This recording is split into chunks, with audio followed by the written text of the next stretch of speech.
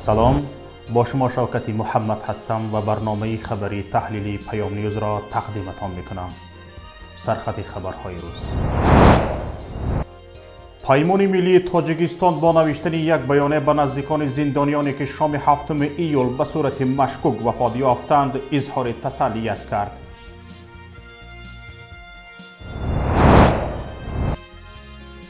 نزدیکان زندانیان فوتیده در راه خوجند دوشنبه به رسانه‌ها گفتند جسد فوتیده ها به زهرآلود شده مانند نبود.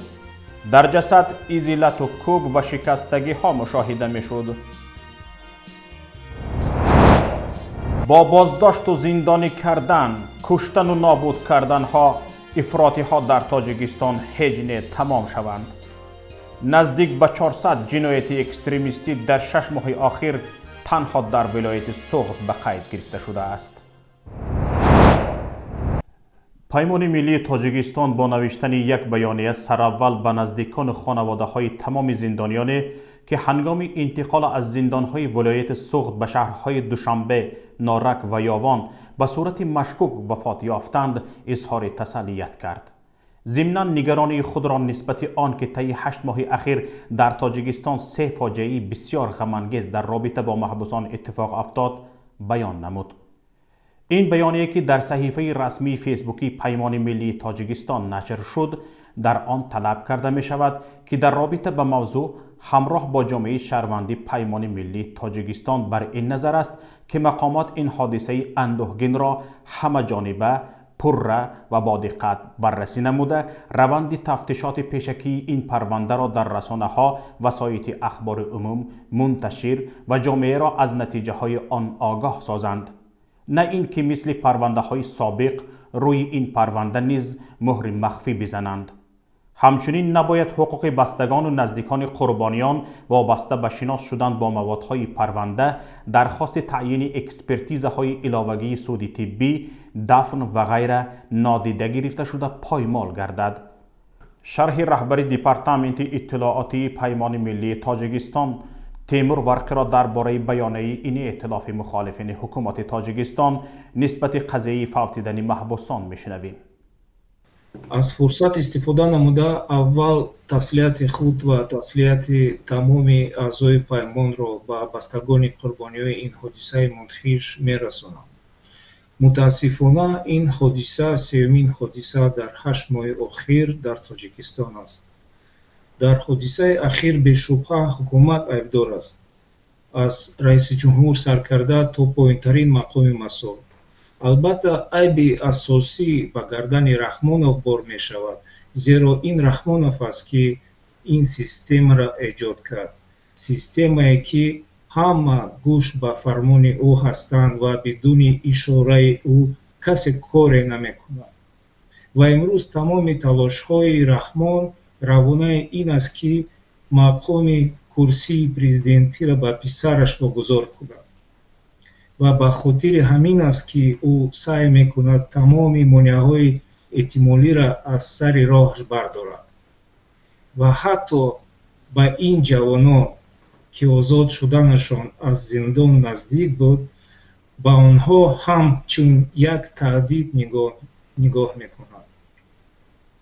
این فکر به سر میزند که این آدم به خاطر کرسی و رسیدن پسرش و آن فرزندان دیگر شهروندان را قربانی میکند. انتظار جامعه تاجیکستان و همچنین جامعه جهانی از حکومت این است که در نوبت اول برای همه نفرانی دست داشته در این حادثه پرونده جنایتی شده آنها را به محکمه کشانند و همان طور که از واکنش خانواده های قربانی ها روشن شده ایستاده است آنها هم دیگر خاموش نخواهند نشست. هیچ یکی آنها با گزارش رسمی حکومت درباره این حادثه راضی نیستند.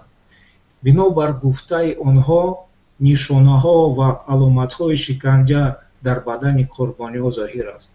بنابراین آنها خواستار روشنی انداختن در این قضیه هستند. ما در پیمان ملی تاجیکستان نیز در نوبت خود پیگیر این پرونده هستیم. تمام سعی و تلاش خود را به کار می‌اندازیم تا حق به حقدار برسد. инро бо итминон мегӯям ки агар ҳукумат ба вазифаи худаш амал накунад ва кӯтоҳӣ намояд ва мисли ду ҳодисаи қаблӣ бо муҳри махфӣ задан бихоҳад ҳамаро ба фаромӯшӣ супорад, мо дар паймони миллии Тоҷикистон бо байналмилалӣ кардани ин парванда талош хоҳем кард то ҳақиқат ошкор шавад. Инро мо ваъда медиҳем.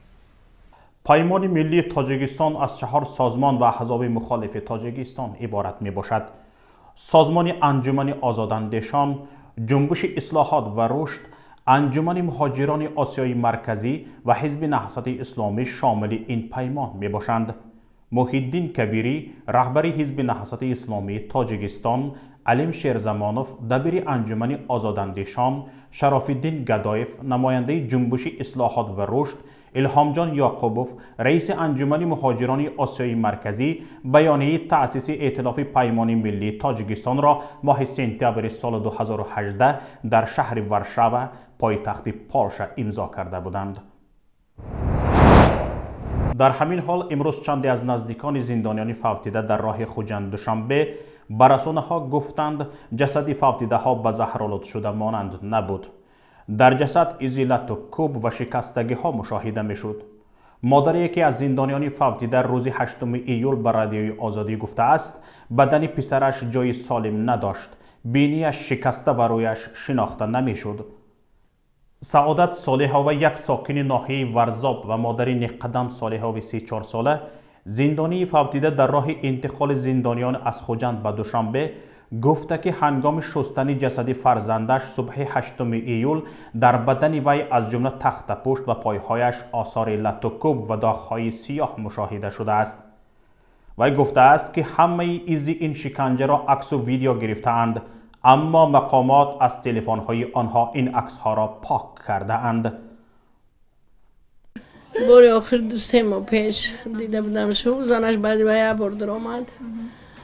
دیگه بعد این جنگوی وای سر شد بعد دیگه نموندن شونه درویا 4 ماه شد کلم هم ندیده 3 بچم گویم گم شده گه مردک زیق شده ایجا زندگی کرده نتونست با او جوان دا زنگ زد دوی شبون من خواب بودم قطعی آتش این دو نبیرم کلین ایجا ساعت دوی شب خواب شدم گفتم من ای مصطفی هم بچه ها کم 2.5 سال شد نیسته گفتم این بچه ما یک گم گفت شد گفتم کی گفت که همین بچه من سوزه گفت من آواز در تلفن اونجا فهمیدم که یکون گپی ناخوش دوی شب کی زنگ میزنه والله گفته آتش داد گفتم ای مردک چی داد میزنه گفت که بچه من میگم که اترولین شده کسال شده و ورسوده گفتم مردک باید اترما کسال نمیبیارم گفتم واهی بچه من چیکار کرده که بچه من قبول کرده درو ورنش خوار جان میگو که خلیب اترولین شده آخه خیلی خیلی چوکندگیش مایل که بعدی باید چوکن آثاری خونالش برای چی های سلفنا پری خون گردنا پری خون ما سیمکه کردم سیمکه ما دستم کشیدم گرفتن همه جا از دوی جا نصیبت موندگی سدگی خیلی ما میدونم جا چوکندگی در بانیسل بودم را روده پودش میگیرن مایل خیلی آخه سر برای چی های آخه اینجا برای چی های این همی تا پوست سر تا همینجا دختگی اینجا دختر بینی زدگی نمیشناسی و بچه خسروره. علاوه بر این پیوندان یک محبوس فوتیده دیگر که در روی خط فوتیدگان از او ولیجان آدینایف نام برده می شود در شبکه اجتماعی نوشتند که در سر و رویش اثر لاتوکوب دیده می شد. عکس جسد فوتیده آدینایف که در شبکه های اجتماعی می چرخد گفته های بالا را تصدیق می کند. دیده می شود که در گرد چشم راستش داغ سیاه دارد و بر علاوه در رخسارش اثر لاتوکوب نمایان است. یادآور می‌شویم که شام 7 ایول دفتر مطبوعاتی وزارت کارهای داخلی تاجیکستان خبر داد که هنگام انتقال محبوسین از زندان‌های خوجند و استرافشان به زندان‌های اطراف شهر دوشنبه 14 نفر بعد تناول نان زهرآلود شده جان باختند. در دوام 9 ماه اخیر این بار سوم است که در تاجیکستان زندانیان به یک بارگی با شمار زیاد به هلاکت می‌رسند. در نتیجه آشوب شب 7 نوامبر سال گذشته در زندان شهر خوجند به گفته مقامات 25 نفر از جمله 2 مأمور زندان کشته شدند. سنه 19 می امسال در زندان وحدت آشوب سر زد که 32 نفر قربانی به جای داشت. تنها در 6 ماه اول سال جاری و تنها در ولایت سوخت 395 جنایت خاراکتری اکستریمیستی داشته به قید گرفته شده است. 114 نفر گمانبر شده در این گونه جنایت ها عفو گردیده‌اند. در این باره دادستانی ولایت سوخت حبیب الله واحدوف در جلسه وسیع جنبسته نیم ساله کلگی دادستانی ولایت سوخت خبر داد. در این نشست نایب اول دادستانی کل حاتم نظرزاده نیز شرکت داشت. من در سخنرانیم با شما گفتم واسه که جنایت‌هایی که خاراکتر تروریستی و اکستریمیستی دارند تمایلی بلوروی دارند. دادستانی ولایت گفت که همه 114 نفر عفو شده و صادر نمودن جنایت‌های پیش بینی شده طبق ماده‌های 307 اشتراک در فعالیت حزب و سازمان‌های ممنوع و 401 جلب غیرقانونی شهروندان برای اشتراک در جنگ‌ها در قلمرو کشورهای دیگر کادکس جنایی جمهوری تاجیکستان گمانبر دانسته می‌شدند. در همین حال یک منبع از دانان دادستانی به پیام گفت که حداقل 100 نفر از این عفو شدگان آنهایی هستند که بعد حوادث سال 2015 تاجیکستان را ترک کرده بودند، از جمله اعضای سابق حزب نهضت اسلامی تاجیکستان. سوال به میان می آید که با این شخص بیگناه را گناهکار دانستن و بعد عفو کردن ها مقامات تاجیکستان چه می خواهد؟ شرح کارشناس را در این باره می شنویم. حکومت تاجیکستان بگیم مقامات کشور میتونند از این گونه عفوها 3 حالت یعنی 3 فایده بیند، بگیم 3 نتیجه به دست بیارد. یکی اینکه میتونند با این دیگراندیشان را زیر نظارت خود بگیرند و دوم با برگرداندن دیگراندیشان و عفو اونها صف مخالفین در خارج کاهش بیابد و کم کنند. و سوم اینکه حکومت تاجیکستان برای مبارزه با افراطگرایی گرانت‌های زیادی به دست می‌آورد و با این راه میتواند صاحب گرانت‌های خوبی هم شود. ولی باز نظر دیگری میتواند اینجا باشد که با این گونه عفوهاشان بگیم پیشواشان، پیشوای بین خنک را به ملت همچون فرشته معرفی کنند، یعنی هم یک مهربان معرفی کنند، چگونه که در قضیه اینترنت ما و شما این مهربانی های بین خنک را مشاهده کردیم که گویا نرخ اینترنت را اولا خبر نداشت و در حالتی که خبر شد به حالت اولا برگردانید و تا انتخابات 2020 ما و شما فکر میکنم حالا خیلی مهربانی های این پیشوا را مشاهده خواهیم کرد که این هم از جمله فکر میکنم همون مهربانی هاست.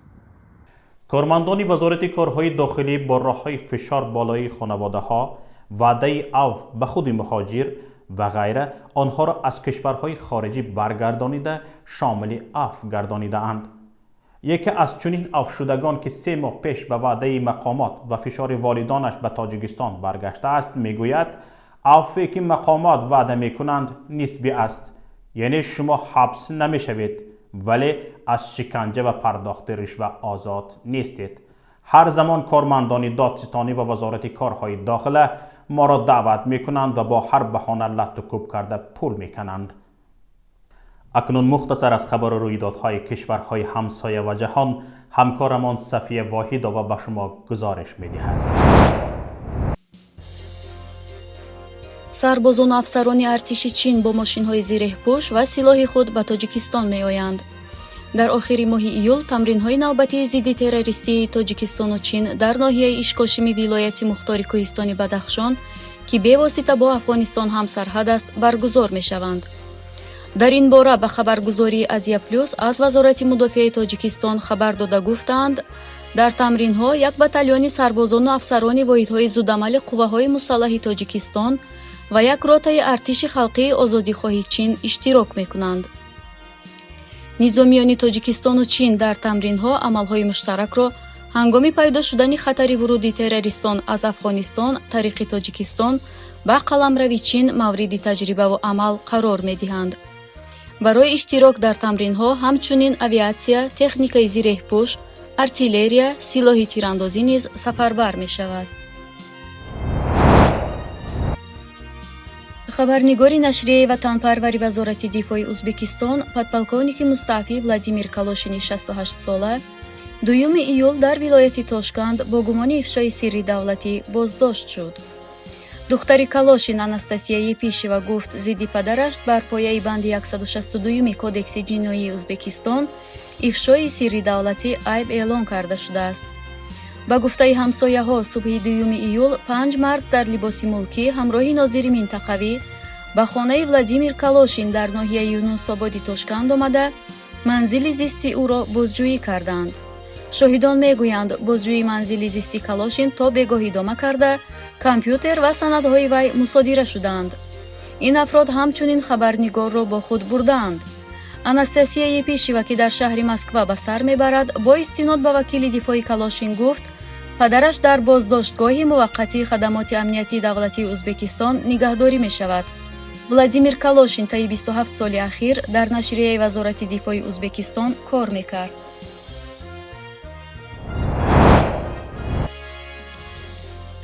халифа бин Ҳамад Олисонӣ бародари амири Қатар дар саҳифаи твиттерияш хитоб ба 4 кишвари таҳримкунандаи арабӣ ба вижа Арабистони Саудӣ эълон кард ки Доҳа ба дунболи ҷанг нест, аммо дар сурати лузум омодагии ин корро дорад.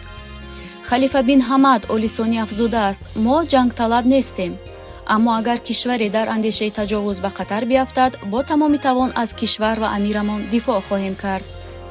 гуфтанист чанд кишвари арабӣ шомили Иморот, Баҳрайн ва Миср ба саркардагии Арабистони Саудӣ аз 2 соли пеш ҳамаи равобити сиёсӣ ва иқтисодии худро бо Қатар ба баҳонаи ҳимоят аз терроризм қатъ карданд. аз он замон буҳрони дипломатӣ дар равобити кишварҳои арабии ҳошияи халиҷи Форс ба тазъифи шӯрои ҳамкории халиҷи Форс мунҷар шудааст. ва бо вуҷуди он ки Қатар ин иттиҳомотро рад мекунад, аммо равобити Доҳа ва кишварҳои арабии муҳосиракунанда ҳамчунон буҳронӣ ва пуртаниш аст. اینجا نهایت برنامه امروزی ماست و من با شما خداحافظی میکنم.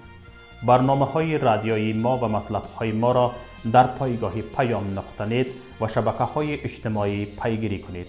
انتظار پیشنهاد و ملاحظه ها و همکاری های شما هستیم. سربلند و پیروز باشید. خیر تا روز دیگر.